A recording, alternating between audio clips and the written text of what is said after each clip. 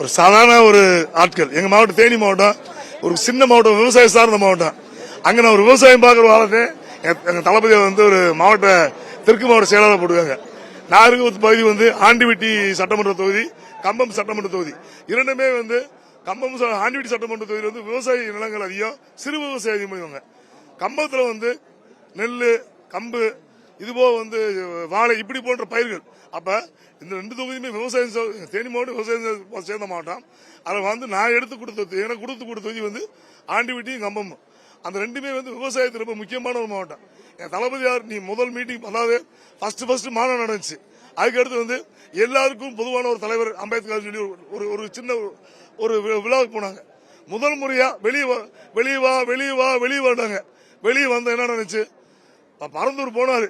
பறந்து வருது புற அலற விட்டது புறத்தின். காரணம் 5000 ஏக்கர் விவசாய நிலங்கள் அழிச்சாங்க. அந்த அழிக்க ரெடியானாங்க.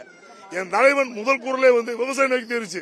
அதே மாதிரி தேனி மாவட்டத்தில் நாங்க பிகில் படத்துக்கு பதிலாக பேனர் வைக்காம 2 விவசாய அரைச்சு எங்க தளபதியார் என்ன சொல்ல நினைச்சாரோ அதை 5 வருஷமே செஞ்சுட்டோம். நாங்க சினிமா படத்துக்கு பேனர் வைக்காம செய்யாம 2 விவசாய அடைச்சோம். எங்க மாவட்டம் விவசாய சார்ந்த மாவட்டம். தொடர்ந்து எங்க அண்ணன் எங்க ஊர்ல அடுத்தடுத்து களத்துக்கு நின்று விவசாய சார்ந்த மக்கள்கிட்டையும் விவசாயிகள்ட்டையும் அதிகமான நம்பிக்கை விட்டுறாங்க. முழுக்க தேனி மாவட்டத்தில் அனைத்து விவசாய ஓட்டுமே எங்க தளபதி எந்த மாட்டும் கிடையாது. 2026 எலெக்ஷனுக்கு இன்னும் 10 மாசம் தான் இருக்கு. மாவட்ட செயலாளராக நியமனம் பண்ணிருக்காங்க. இனி எப்படி ஒர்க் பண்ண போறீங்க? ஏதாவது ஸ்பெசிபிக்கா உங்க கிட்ட சொன்னாங்களா? இல்ல, தனிப்பட்ட விஷயம் நிறைய சொல்லிருக்காங்க. அதை சொல்ல முடியாது. அதை கலப்பணியில காட்டுவோம். இதுபோக நீங்க இன்னைக்கு ஒரு விஷயம் சொல்றீங்க. நாங்க எங்க அகில பொதுச்செயலாளர் பொறுப்பு 15 வருஷமா கலப்பணி இருக்கோம். அது ஆல்ரெடி எங்கிட்ட அனைத்து வார்டுலையும் மன்றம் வச்சிருக்கோம். ஒவ்வொரு வார்டுக்கு மன்றத்துக்கு 25 பேர் போட்டு வச்சிருக்கோம். அப்ப அது ஒரு வார்டு தானே. நம்ம 15 வருஷம் வார்டு வேலையை மாத்திட்டோம். இன்னும் அடுத்து என்ன செய்யணும்டா, மக்களுக்கு அடுத்தது என்ன செய்ய போற தலைமை சொல்லுவாங்க. நிறைய பேர் களத்தில் செய்வோம்.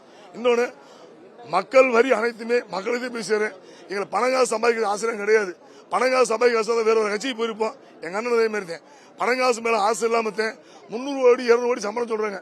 வேணாம் தூக்கி போட்டு நம்ம ஏதோ ஒரு உட்கார வச்சோம். மக்கள் இந்த இடத்துல உட்கார வச்சிட்டாங்க. அந்த மக்கள் நல்லது செய்யணும் வராங்க. உங்களை மாதிரி மீடியாக்கள் நல்லதா கொண்டு போய் சேர்ந்து மக்கள் போய் சேருங்க. பொறுப்புகள்ல நிறைய பிரச்சனைகள் இருந்ததாலாம் அப்படிலாம் இருக்க வாய்ப்பு இல்லை. ஒரு வீட்டுல அண்ணன் 5 பேருக்கா எந்த பிள்ளை முதல் வருதோ அந்த பிள்ளை 1 ரூபா சேர்த்து கிடைக்கும். எந்த பிள்ளை கடைசி வருதோ அந்த பிள்ளை ஒரு கம்மியா போகும். இதுதான் இது அண்ணன் தம்பி உறவு. நாங்க பாத்துக்கிறோம். செய்திகளை உடனுக்குடனும் துல்லியமாகவும் தெரிந்து கொள்ள சப்ஸ்கிரைப் பண்ணுங்க.